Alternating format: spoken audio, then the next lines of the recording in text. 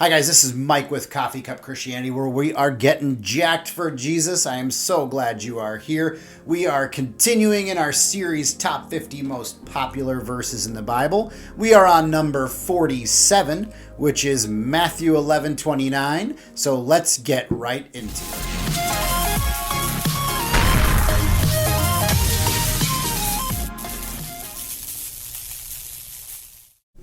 Take my yoke upon you and learn from me, for I am gentle and humble in heart, and you will find rest for your souls. All right, so here Jesus is talking about a yoke, okay? And I'm not talking about like, hey, I told you a funny yoke the other day. No, I'm talking about a yoke is like a heavy wooden harness that you put on top of like oxen or cows. I don't know. Are cows and oxen the same thing? I don't know.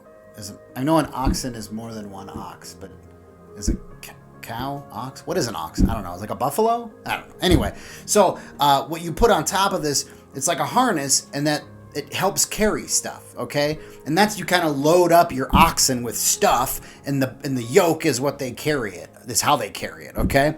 And so in this verse, Jesus wants to make a trade. He wants to trade his yoke for our yoke, okay? He's saying, look, take my yoke. It's a lot easier to carry than your yoke. So what might be on your yoke? Okay, your heavy burdens, right? Well, your yoke could be covered and weighed down by sin. I mean, is there something just burying you? Your yoke could be weighed down by the demands from work that people have on you. Maybe your boss or your spouse has some big demands that you just can't live up to. That's stressing you out. What about oppression or persecution? I mean, a lot of people have been experiencing some form of persecution or oppression lately in their lives. That could take any form. Anytime someone is bullying you or out to get you or mad at you for something that you did, said, or believed, I don't know. But that's one. And then the fourth thing that we kind of carry as a heavy burden is just a flat out tiredness, a weariness when we're searching for God. I mean, have you asked God something and he just refuses to answer? I mean, that's what this is talking about. And those things weigh us down, and it's like putting them on top of each other. You just keep stacking them and stacking them. And Jesus is saying, you know what? You don't have to. I'll trade you. Jesus' yoke is way different. Jesus' yoke is love and rest and peace and forgiveness. I mean, that's the kind of yoke I want. And Jesus is like, look, I'll trade you. And you're like, wait, that's not a fair trade though, Jesus. I mean, this is like when you're in kindergarten and you're like, hey man, I see you got those fudge rounds in your dessert, in your sack lunch. I tell you what, I'll give you these delicious carrots. Okay, I got some carrots here.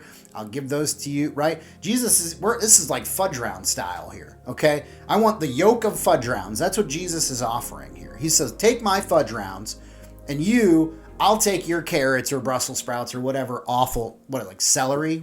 What parent puts celery in their kid's lunch? If you're a parent watching this right now, I'm hereby command you and order you. You cannot give your kids celery in their lunch as a dessert, okay? Even with peanut butter. It can't be a dessert, okay? I'm serious. So in order to trade yokes, in order to get the fudge round from Jesus, okay, we have to do something first, right? It's not just, Jesus says, look, you have to actually lay your yoke down at the feet of Jesus and follow him, okay? He says, learn from me.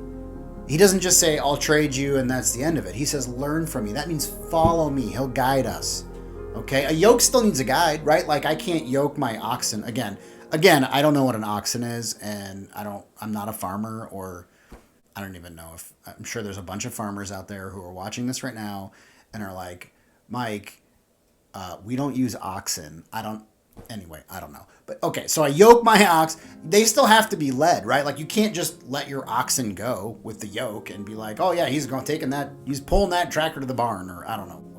Clearly I don't know anything about farming, but you know, what I'm saying is that we have to follow Jesus. Okay? We have to follow him, right? Like we have the yoke, we take it, follow Jesus. He guides us. Once you give it over to him and let him lead us, that's it, right? Like then we get the rest, love, healing, peace, all the things that Jesus offers when we take the yoke, when we trade yokes with him. He says, I'm gentle and humble in heart, and it'll give rest to your soul. What does that mean? Okay, that means, look, Jesus is humble and gentle. So his yoke is humble and gentle, right? Like he's saying, look, I've got this yoke for you. You give me all your stuff, the bad stuff, and I'll give you all the good stuff. And that's what Jesus is saying here. Let's read it one more time. Take my yoke upon you and learn from me, for I am gentle and humble in heart, and you will find rest for your soul. So let me ask you, what is your yoke? What is it that's weighing you down? What burdens do you carry that you need to lay down at Jesus' feet right now? I mean, is there a sin in your life that's consuming you that you can't run from or hide from? Lay it down. Is there a spouse at home or a boss at work that's placing expectations on you so high that you can't reach them? Lay it down. Is there somebody bullying you or coming after you in your life or posting on your Facebook posts or doing whatever it is so much that you have to look behind you or look over your shoulder or double check your comments before you post something because you're afraid that they're just going to come after you? Lay it down. Or maybe you have questions for God and you're searching for answers and you're just tired of waiting. And you don't want the answers he's giving you, and he's not giving you answers fast enough. And you've run out. You've just run out.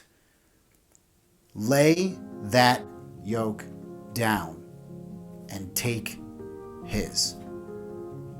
Let me tell you, lay down your sin and pick up his forgiveness. Lay down those overwhelming expectations and pick up his everlasting peace. Lay down your oppressive persecutions and pick up his unconditional love.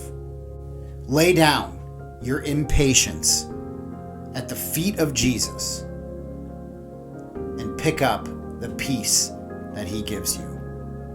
Whatever your burden is this week, whatever that is, know that Jesus wants you to take it off of your shoulders, put it at his feet, and carry his gentle, restful, peaceful, patient burden that he carries. He wants you to have it. He wants you to take it. And man, if that doesn't get you jacked up, I don't know what will.